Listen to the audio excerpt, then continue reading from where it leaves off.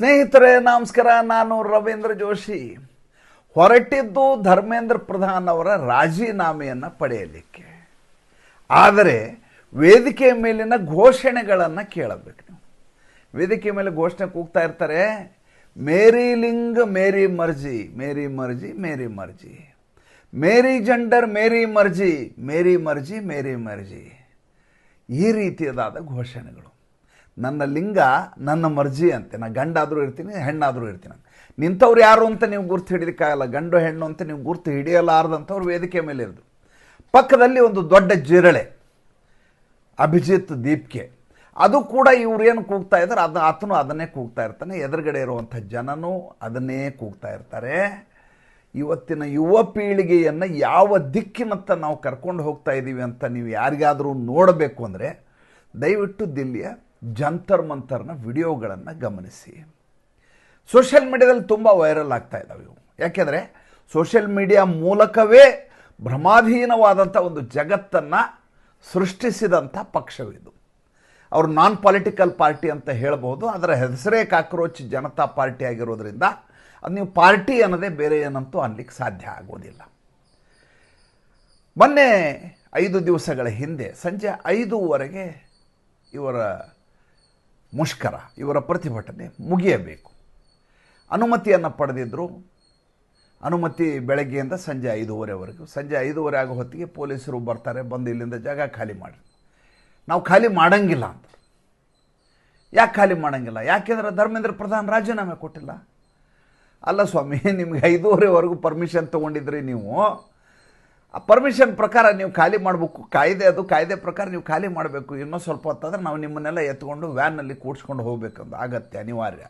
ಅಷ್ಟೊತ್ತಿಗೆ ಒಂದು 5-6 ಬಸ್ಗಳು ನಿಂತಿದ್ದು. ಪ್ರತಿಭಟನೆಕಾರರಿಗಿಂತ ಜಾಸ್ತಿ ಅಲ್ಲಿ ವೀಕ್ಷಕರು, ನೋಡ್ಲಿಕ್ಕೆ ಬಂದವರು, ಸೋಷಿಯಲ್ ಮೀಡಿಯಾ ಇನ್ಫ್ಲೂಯೆನ್ಸರ್ಗಳು, ಚಾನಲ್ನವರು ತುಂಬಿಕೊಂಡಿದ್ರು. ಇಲ್ಲ ಧರ್ಮೇಂದ್ರ ಪ್ರಧಾನ್ ರಾಜೀನಾಮೆ ಕೊಡೋವರೆಗೂ ನಾವು ಖಾಲಿ ಮಾಡೋದಿಲ್ಲ. ಪೊಲೀಸರು ವಾಕಿ ಟಾಕಿನಲ್ಲಿ ಮಾತಾಡ್ಕೋತಾರೆ, ವೈರಸ್ನಲ್ಲಿ ಮಾತುಕತೆ ನಡೆಯುತ್ತೆ, ಸುಮ್ಮನಾಗ್ತಾರೆ.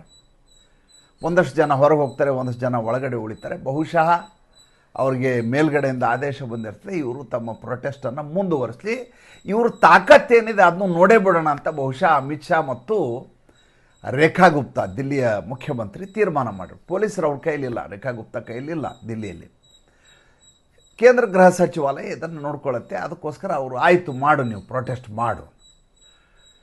ಭಾಳ ದೊಡ್ಡ ಹೊಡೆತ ಬಿದ್ದದ್ದು ಅಲ್ಲಿ ಅಭಿಜಿತ್ ದೀಪ್ಕೆಗೆ. ಯಾಕೆಂದರೆ ಇವರು ನನ್ನನ್ನು ನಾವು ಪ್ರತಿಭಟನೆ ತೆಗೆದುಕೊಂಡು ಸಮಯವನ್ನು ಮೀರಿ ನಾವಿದ್ದರೆ ಇವರು ಅರೆಸ್ಟ್ ಮಾಡ್ತಾರೆ. ಅರೆಸ್ಟ್ ಮಾಡಿದರೆ ಅದು ದೊಡ್ಡ ಸುದ್ದಿ ಆಗುತ್ತೆ. ಸುದ್ದಿ ಆದ ತಕ್ಷಣ ನಾನು ದೊಡ್ಡದಾದಂಥ ಲೀಡರ್ ಆಗಬಹುದು, ರಾಷ್ಟ್ರೀಯ ಮಟ್ಟದಲ್ಲಿ ನಾನು ಸುದ್ದಿ ಆಗ್ತೀನಿ ಅನ್ನುವಂಥ ಭಾಳ ದೊಡ್ಡ ಮಟ್ಟದ ನಿರೀಕ್ಷೆಯನ್ನು ಆತ ಇಟ್ಕೊಂಡಿದ್ದ. ಇಲ್ಲದೆ ಹೋದರೆ ಅಪ್ಲಿಕೇಶನ್ ಬರೆಯುವಾಗಲೇ, ಅನುಮತಿ ಕೇಳುವಾಗಲೇ ಹೇಳ್ತಿದ್ದ, ರಾಜೀನಾಮೆ ಕೊಡುವವರೆಗೂ ಅನಿರ್ದಿಷ್ಟ ಕಾಲ ನಮ್ಮ ಪ್ರತಿಭಟನೆ ಅಂತ ಬರೆದು ಕೊಟ್ಟರೆ ಆಗೋಯ್ತಲ್ಲ. ಸಂಜೆ 5:30ವರೆಗೂ ಅಂತ ತೊಗೊಂಡು ನಾವು ಮುಂದುವರಿಸ್ತೀವಿ ಅಂತ ಹೇಳಿದ್ರೆ ಏನು ಅರ್ಥ ಆಯಿತು? ಅವತ್ತು ರಾತ್ರಿ ಕಳೆದ್ರು, ಮಾರನೇ ದಿವಸ ಬೆಳಗ್ಗೆ ಬಂತು. ಬೆಳಗ್ಗೆ ಎದ್ದು ಪುಷಪ್ ಮಾಡಲಿಕ್ಕೆ ಶುರು ಮಾಡ್ತಾರೆ.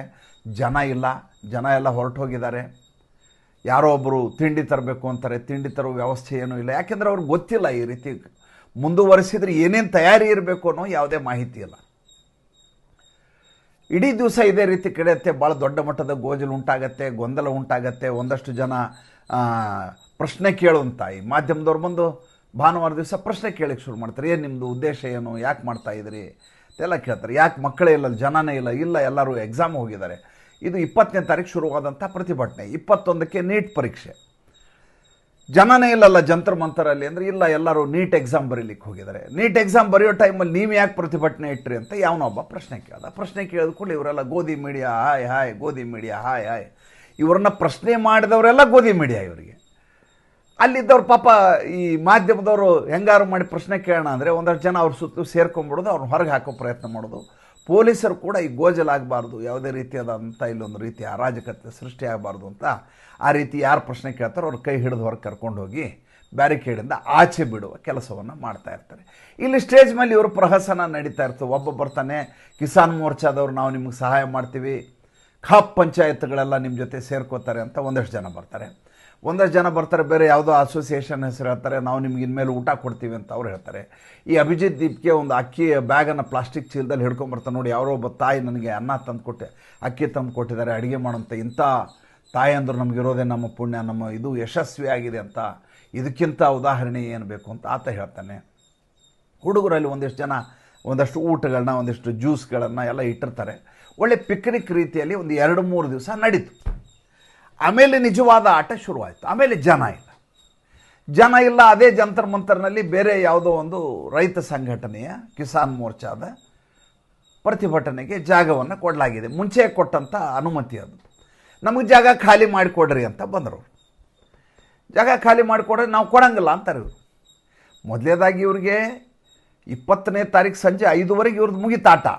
ಅದಾದಮೇಲೆ ನಡೀತಾ ಇರುವಂಥ ಪ್ರತಿಭಟನೆ ಸಂಪೂರ್ಣವಾಗಿ ಕಾನೂನು ಬಾಹಿರ. ಅದು ಅಲ್ಲಿ ನಡೆಯುವ ಎಲ್ಲ ಚಟುವಟಿಕೆಗಳು ಕೂಡ ಕಾನೂನು ಬಾಹಿರ, ಅನುಮತಿ ಇಲ್ಲದೆ ಇರೋದ್ರಿಂದ. ಅನುಮತಿ ಪಡೆದು ಬಂದು ಪ್ರತಿಭಟನೆ ಮಾಡ್ತೀನಿ ಅಂತ ಬಂದಾಗ ಪೊಲೀಸರು ಏನು ಮಾಡ್ತಾರೆ, ಹಾಗಾದರೆ ಒಂದು ಕೆಲಸ ಮಾಡಿ, ನಿಮಗೆ ಅರ್ಧ ಜಾಗ ಅಲಾಟ್ ಮಾಡ್ತೀವಿ, ನೀವು ಅರ್ಧ ಜಾಗದಲ್ಲಿ ನಿಮ್ಮ ಪ್ರತಿಭಟನೆ ಮಾಡ್ಕೊಳ್ಳಿ, ಇನ್ನು ಅರ್ಧ ಜಾಗದಲ್ಲಿ ಇವರು ರೈತರು ಹೋರಾಟ ಮಾಡ್ತಾರೆ, ಅವ್ರಿಗೆ ಜಾಗ ಮಾಡಿಕೊಡಿ, ಅವ್ರದ್ದು ಸಂಜೆವರೆಗೂ ಇದೆ, ಸಂಜೆ ಮುಗಿಸ್ಕೊಂಡು ಹೋಗ್ತಾರೆ ಅವರು. ಇದು ಒಂದು ರೀತಿಯ ನಾಟಕ ಕಂಪ್ನಿ ಇದು. ಈ ರೈತರಿಗೆ ಪ್ರಶ್ನೆ ಕೇಳ್ತಾರೆ ಮಾಧ್ಯಮದವರು, ಯಾವ ಕಾರಣಕ್ಕೆ ನೀವು ಹೋರಾಟ ಮಾಡ್ತಾ ಇದ್ರಿ? ಇಲ್ಲ, ನಾವೆಲ್ಲ ರೈತರೆಲ್ಲ ಸೇರಿ ಯಾವ ಕಾರಣಕ್ಕೆ ಹೋರಾಟ ಮಾಡ್ತಾ ಇದ್ರಿ, ಏನಾಗಬೇಕು ನಿಮಗೆ? ಅವ್ರ ಹತ್ರ ಉತ್ತರನೇ ಇಲ್ಲ. ನರೇಂದ್ರ ಮೋದಿ ಕೆಳಗಿಳಿಬೇಕು, ರಾಜೀನಾಮೆ. ಯಾವ ಕಾರಣಕ್ಕೆ ಹೇಳಲಿಕ್ಕೆ ಯಾರೂ ದಿಕ್ಕೇ ಇಲ್ಲ. ನಮ್ಮದು ನಾನ್ ಪೊಲಿಟಿಕಲ್ ಆರ್ಗನೈಜೇಷನ್ ಅಂತ ಒಬ್ಬನಂತಾನೆ, ಇನ್ನೊಬ್ಬ ಅಂತಾನೆ ರೈತರ ಹಿತಾಸಕ್ತಿಗಾಗಿ ನಾವು ಹೋರಾಟ ಮಾಡ್ತಾಯಿದ್ದೀವಿ, ರೈತರ ಆತ್ಮಹತ್ಯೆ ಆಗ್ತಾ ಇದ್ದೇವೆ, ಅದಕ್ಕೆ.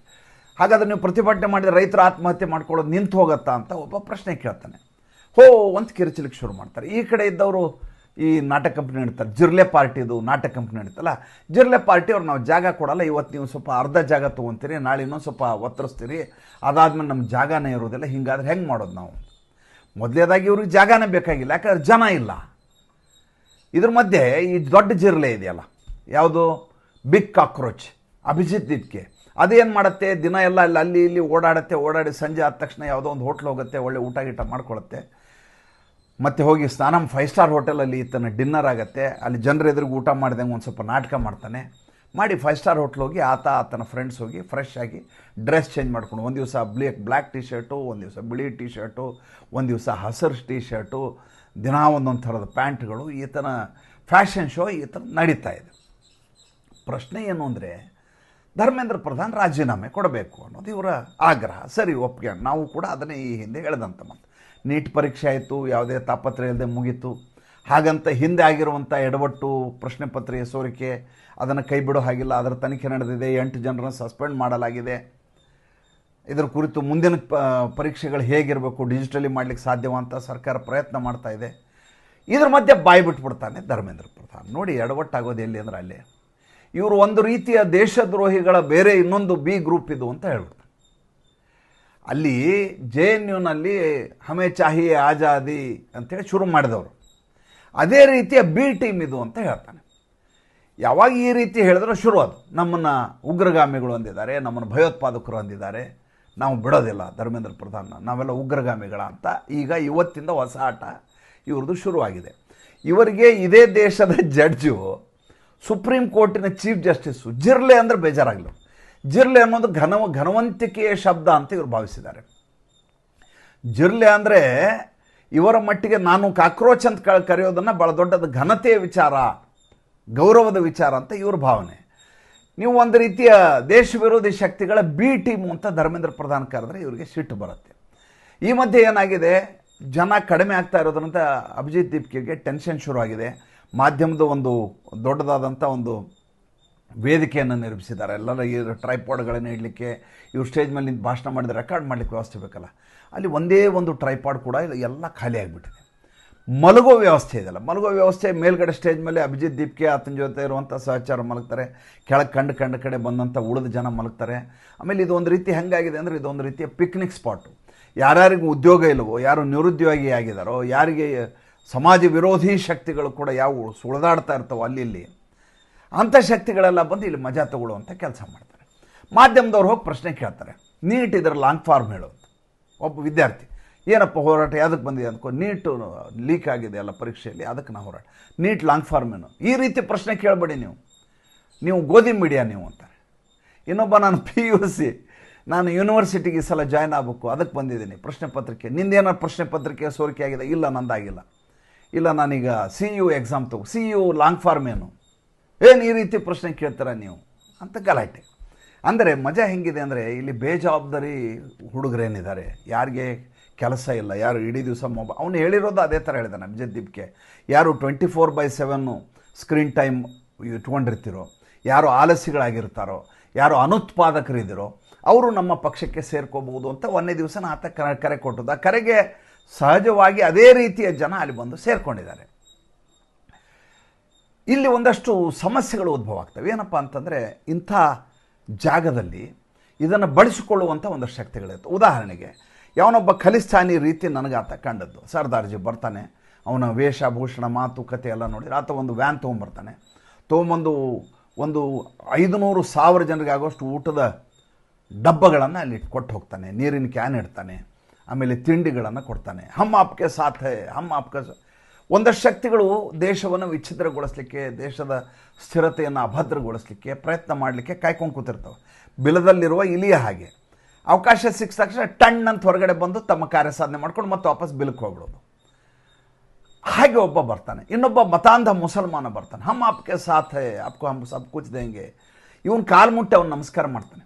ಆ ಮತಾಂಧನ ಕಾಲು ಮುಟ್ಟಿ ಈ ಅಭಿಜಿತ್ ದೀಪ್ಗೆ ನಮಸ್ಕಾರ, ನೋಡಿ ನಮಗೆ ಇವರೆಲ್ಲ ಇನ್ಮೇಲೆ ಊಟ ಕೊಡ್ತಾರಂತೆ, ತಿಂಡಿ ಕೊಡ ಅಂದರೆ ಇವ್ರೇನು ಭಿಕ್ಷುಕರ ಇವ್ರಿಗೆ ಯಾರು ಈ ದೇಶದ ವಿಚ್ಛಿದ್ರಕಾರಿ ಶಕ್ತಿಗಳು ಬಂದು ಆ ಊಟದ ಪೊಟ್ಟಣ, ನೀರಿನ ಟ್ಯಾಂಕು ಎಲ್ಲ ಕೊಟ್ಬಿಟ್ರೆ ಅವರು ಇವರ ಜೊತೆ ಸಹಚರರು ಮತ್ತು ಇವರ ಪ್ರತಿಭಟನೆಯಲ್ಲೇ ಭಾಗಿದಾರರು ಅಂತ ಈತ ಬಿಂಬಿಸ್ತಾ ಇರೋದು.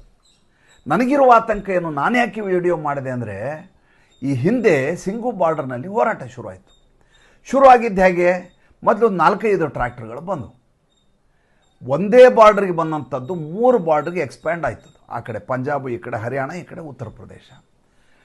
ಒಂದೊಂದಾಗಿ ಮತೀಯ ಶಕ್ತಿಗಳು ಸೇರಿಕೊಂಡು, ಒಂದೊಂದಾಗಿ ದೇಶ ವಿರೋಧಿ ಶಕ್ತಿಗಳು ಸೇರಿಕೊಂಡು ಅವೆಲ್ಲ ಇನ್ವೆಸ್ಟ್ ಮಾಡಲಿಕ್ಕೆ ಶುರು ಮಾಡಿದರು. ಆ ಕಡೆಯಿಂದ ಆಮ್ ಆದ್ಮಿ ಪಾರ್ಟಿ ಇನ್ವೆಸ್ಟ್ ಮಾಡಲಿಕ್ಕೆ ಶುರು ಮಾಡ್ತೀವಿ, ಈ ಕಡೆ ಕಾಂಗ್ರೆಸ್ ಸೇರ್ಕೊಳ್ತೀವಿ. ಯಾವ ರೀತಿ ಶುರು ಆಯ್ತು ಅಂದರೆ, ಒಂದು ಕಡೆ DJ ಹಾಕೋರು, ಮತ್ತೊಂದು ಕಡೆ ಟೆಂಟ್ ಹಾಕಿ ಈ ರೈತ ನಾಯಕರಿಗೆ ಎಲ್ಲ ಮಸಾಜು ಗಿಸಾಜು ವ್ಯವಸ್ಥೆ, ಒಂದಷ್ಟು ಜನ ಘೋಷಣೆಗಳನ್ನು ಕೂಗೋರು, ಒಂದಷ್ಟು ಜನ ಮೀಡಿಯಾ ಜೊತೆ ಮಾತಾಡೋರು. ಯಾರಾದರೂ ಮೀಡಿಯಾದವರು ಸುಧೀರ್ ಚೌಧರಿ ಥರ ಪ್ರಶ್ನೆ ಕೇಳಲಿಕ್ಕೆ ಅಲ್ಲಿ ಹೋದರೆ ಅವ್ರು ಹೊಡೆದು ಓಡಿಸೋದು, ಅವ್ರು ಒಳಗಡೆ ಬರಲಾರ್ದಂಗೆ ನೋಡ್ಕೊಳ್ಳಿಕ್ಕೆ ಒಂದಷ್ಟು ಶಕ್ತಿಗಳು ಕೆಲಸ ಮಾಡಲಿಕ್ಕೆ ಶುರು ಮಾಡಿದರು. ಇದು ಹೇಗೆ ನಿರಂತರವಾಗಿ ನಡೀತು ಅಂತಂದರೆ, ಪ್ರಾರಂಭದಲ್ಲಿ ಇದೊಂದು ಸಣ್ಣ ಹೋರಾಟ ಅಂತ ಅಂದ್ಕೊಂಡದ್ದನ್ನು ಮುಂದೆ ಅದು ಯಾವ ಮಟ್ಟಿಗಾಯಿತು ಅಂದರೆ, ಯಾವ ಕೃಷಿ ತಿದ್ದುಪಡಿ ಕಾಯ್ದೆ ಅದು ಅದ್ಭುತವಾಗಿತ್ತು, ಐತಿಹಾಸಿಕವಾಗಿತ್ತು, ಇಡೀ ದೇಶದ ಅಗ್ರಿಕಲ್ಚರ್ನ ಸ್ವರೂಪವನ್ನೇ ಬದಲಿಸುವಂಥದ್ದಾಗಿತ್ತು, ಈ ಆತ್ಮಹತ್ಯೆ ಅನ್ನುವಂಥ ದೊಡ್ಡ ಕರಾಳ ಶಾಪದಿಂದ ಮುಕ್ತಗೊಳಿಸುವಂಥ ಅವಕಾಶ ಇತ್ತು. ಅಂಥ ಇದನ್ನು 3 ತಿದ್ದುಪಡಿಗಳನ್ನು ಬೈಸಾಖಿ ದಿವಸ ನರೇಂದ್ರ ಮೋದಿ ವಾಪಸ್ ತಗೋಬೇಕಾಯಿತು. ನರೇಂದ್ರ ಮೋದಿ ಹೇಳ್ತಾರೆ, ನಾನು ಜನರಿಗೆ ಕನ್ವಿನ್ಸ್ ಮಾಡೋದ್ರಲ್ಲಿ ವಿಫಲನಾದೆ ಅಂತ. ಅವ್ರು ಬೆಳಗ್ಗೆ ಹೇಳಿದಾಗ ನನಗೆ ಭಾಳ ದುಃಖ ಆಯಿತು. ಬಿಟ್ಟವ್ರು ಯಾರು ಇವ್ರಿಗೆ? ನೀವು ಕನ್ವಿನ್ಸ್ ಮಾಡಲಿಕ್ಕಾಗಲಿಲ್ಲ, ಸರಿಯಾನು, ಇವ್ರಿಗೆ ಅರ್ಥ ಆಗಲಿಲ್ಲ. ಅವ್ರು ಮೂಢರ ಮಧ್ಯೆ ನಾವೆಲ್ಲ ಹೋರಾಟ ಮಾಡ್ತೇವೆ. ಬೆತ್ತಲೆ ರಾಜ್ಯದಲ್ಲಿ ಬಟ್ಟೆ ಹಾಕ್ಕೊಂಡವನೇ ಮೂರ್ಖ, ಒಪ್ಪೋಣ. ಆದರೆ ನೀವು ಅವಕಾಶ ಮಾಡಿಕೊಟ್ಟಿದ್ದು ಯಾರಿಗೆ? ಅವತ್ತೇನೋ ದಿಲ್ಲಿನಲ್ಲಿ ಆಮ್ ಆದ್ಮಿ ಪಾರ್ಟಿಯ ಸರ್ಕಾರ ಇತ್ತು, ಇವತ್ತು ನಿಮ್ಮದೇ ಸರ್ಕಾರ ಇದೆಯಲ್ಲ, ರೇಖಾ ಗುಪ್ತಂದು ಹೆಡಮುರಿಗೆ ಕಟ್ಟಿ ಒಳಗೆ ಹಾಕ್ಬೋದಲ್ವ? ಸಂಜೆ 5:30 ಆದಮೇಲೆ ಅವಕಾಶ ಇಲ್ಲ ಅಷ್ಟೇ. ಆಯಿತು, ಒಂದು ದಿವಸ ನಿಮ್ಗೆ ನಾಳೆ ಬೆಳಗ್ಗೆ 6:30ವರೆಗೂ ಕೊಡ್ತೀವಿ ಅಥವಾ ನಾಳೆ ಸಂಜೆವರೆಗೂ ಕೊಡ್ತೀವಿ, ಆಮೇಲೆ ಹೋಗಬೇಕು ಅಂತ ಒಂದು ತಪರಾಕಿ ಹಾಕಿ ಮಾರನೇ ದಿವಸ ಸಂಜೆ 5:00ವರೆಗೆ ಒಳಗಡೆ ಎಂಟ್ರಿ ಆಗಲಾರ್ದಂಗೆ ಮಾಡಿಬಿಟ್ಟಿದ್ರೆ ಈ 5 ದಿವಸ ಈ ರೀತಿ ಹೊಸ ಶಕ್ತಿಗಳು ಸೇರ್ಕೊಳ್ಳಿಕ್ಕೆ ಸಾಧ್ಯ ಆಗ್ತಾ ಇರಲಿಲ್ಲ. ಈಗ ಆಗ್ತಾ ಇರೋದೇನು, ಆ ಕಡೆ ಖಾಪ್ ಪಂಚಾಯತ್ ಅವ್ರು ಬರ್ತಾರೆ ಅಂತ ಈಗ ಆತ ಅನೌನ್ಸ್ ಮಾಡ್ತಾ ಇದ್ದಾನೆ. ಶಾಹೀನ್ ಬಾಗ್ನಲ್ಲೂ ಇದೇ ರೀತಿ ಶುರುವಾಯಿತು. ಅವಾಗಲೇ ತಾನೇ ಶರ್ಜಿಲ್ ಇಮಾಮ್ ಎಲ್ಲ ಇನ್ವಾಲ್ವ್ ಆಗಿದ್ದು ಇದರಲ್ಲಿ. ಅಲ್ಲಿವ್ರಿಗೆ ಎಲ್ಲಿದ್ದರು ಅವರು? ಆಮ್ ಆದ್ಮಿ ಪಾರ್ಟಿಯವ್ರು ಬಂದು ಸೇರ್ಕೊಂಡಿದ್ದೆ. ಅವಾಗ ಶುರುವಾಗಿದ್ದು ಸಣ್ಣ ಪ್ರಮಾಣ, ಒಂದು ಗಲ್ಲಿ ಅದು. ಶಾಹೀನ್ ಬಾಗ್ ಅಂದರೆ ಏನು ದೊಡ್ಡದಾದಂಥ ಮೈದಾನ, ಲಕ್ಷಾಂತರ ಜನ ಸೇರುವಂಥ ಜಾಗ ಅಲ್ಲ. ಜನ ಓಡಾಡುವಂಥ, ಯಾವಾಗಲೂ ಜನಸಾಂದ್ರತೆ ಇರುವಂಥ ಮುಸಲ್ಮಾನರ ಬೀಡದು. ಹೋಗಲಿ ಅಂತ ಬಿಟ್ಟರು. ಏನಾಯಿತು, ಕೊನೆಗೆ 103 ದಿವಸ ಅವ್ರು ಹೋರಾಟ ಮಾಡಬೇಕಾಯಿತು. ಕೊನೆಗೆ ಕೋವಿಡ್ ಹೆಸರಲ್ಲಿ ಬೆಳಗ್ಗೆ ಎಲ್ಲರನ್ನೂ ಓಡಿಸಿದ್ರಿ ನೀವು. ಅಂಥ ಸ್ಥಿತಿ ಮತ್ತೆ ಯಾಕೆ ಬರಬೇಕು ಅಂತ ನಾ ಕೇಳೋದು. ಎರಡನೇದು, ಹೋಗಲಿ, ಗಂಭೀರವಾದಂಥ ಈ ದೇಶವನ್ನು ಮುನ್ನಡೆಸುವ ತಾಕತ್ತಿರುವಂಥ, ವಿವೇಕ ಇರುವಂಥ, ಸಂಘಟನಾತ್ಮಕ ಕೌಶಲ್ಯ ಇರುವಂಥ ಯುವಕರ ಹೋರಾಟ ನಡೆದ್ರೆ ನಡೀಲಿ. ಇಲ್ಲಿರೋರೆಲ್ಲ ಪಡಪೋಷಿಗಳು, ತಮ್ಮ ಹಿತಾಸಕ್ತಿಗಳನ್ನ ಕಾಪಾಡಿಕೊಳ್ಳಿಕ್ಕೆ, ತಾವು ಸ್ಟಾರ್ಗಳಾಗಲಿಕ್ಕೆ ಸರ್ಕಾರವನ್ನು ಹೆದರಿಸ್ತಾ ಬ್ಲ್ಯಾಕ್ ಮೇಲ್ ಮಾಡ್ತಾ ಒಂದಷ್ಟು ಕಡೆ ದುಡ್ಡು ಮಾಡ್ಕೊಳ್ಳಿಕ್ಕೆ ನಡೀತಾ ಇರುವಂಥ ಹೋರಾಟ ಎಲ್ಲಿಯೂ ಯಶಸ್ಸುಗೊಳ್ಳಿಲ್ಲ. ಅಲ್ಲೂ ಉತ್ತರ ಪ್ರದೇಶದಲ್ಲೂ ಆಗಲಿಲ್ಲ, ರಾಜಸ್ಥಾನದಲ್ಲ, ಅಲ್ಲಂತೂ ಕಪಾಳ ಮೋಕ್ಷ ಆಯಿತು ಅವನಿಗೆ, ಜೈಪುರದಲ್ಲಿ. ಅಂಥವನಿಗೆ ದಿಲ್ಲಿ ಅಂತ ರಾಜಧಾನಿನಲ್ಲಿ ಎಲ್ಲ ಸೋಷಿಯಲ್ ಮೀಡಿಯಾದಲ್ಲಿ ನೀವು ಹೋದರೆ ಕಾಕ್ರೋಚ್ ಪಾರ್ಟಿ ಆಮೇಲೆ ಅವರು ಸೋಷಿಯಲ್ ಮೀಡಿಯಾದಲ್ಲಿ ಎಕ್ಸ್ಪರ್ಟ್ ಇದ್ದಾರೆ. ಅವ್ರು 100 ಜನ ಇದ್ದರೆ 1000 ಜನ ಇರೋ ಹಾಗೆ ತೋರಿಸೋದು ಗೊತ್ತು. ಅವ್ರ ಕ್ಯಾಮ್ರಾದಲ್ಲಿ ಆ್ಯಂಗಲ್ಗಳನ್ನ, ಹಳೆಯ ವಿಡಿಯೋಗಳನ್ನ ತೊಗೋತಾರೆ, ಎಡಿಟ್ ಮಾಡ್ತಾರೆ, ಸೇರಿಸ್ತಾರೆ. ಈತ ಅಭಿಜಿತ್ ದೀಪ್ಗೆ ಲಕ್ಷಾಂತರ ಜನರಿಗೆ ಭಾಷಣ ಮಾಡ್ತಾ ಇರೋ ಹಾಗೆ ಮಾರ್ಕ್ ಮಾಡ್ತಾರೆ.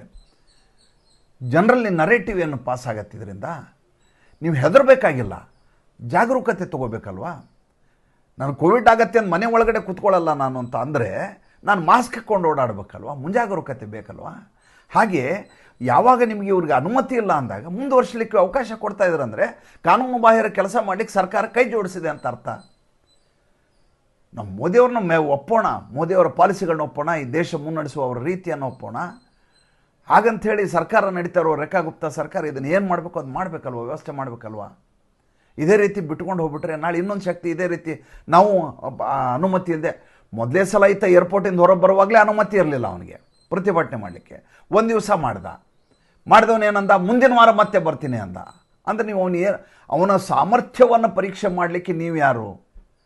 ರಸ್ತೆಯಲ್ಲಿ ಹೋಗೋ ನಾಯಿ ಬೊಗಳ್ತಾ ಇರ್ತದೆ, ಒಂದು ನಾಯಿ ಬೊಗಳೋದು, ಅದ್ರ ಶಕ್ತಿ ಏನು ಅಂತ ನಾವು ಯಾಕ್ರಿ ನೋಡ್ಲಿಕ್ಕೆ ಹೋಗಬೇಕು? ಅದು ನನಗಾಗಿರೋ ಬೇಸರ.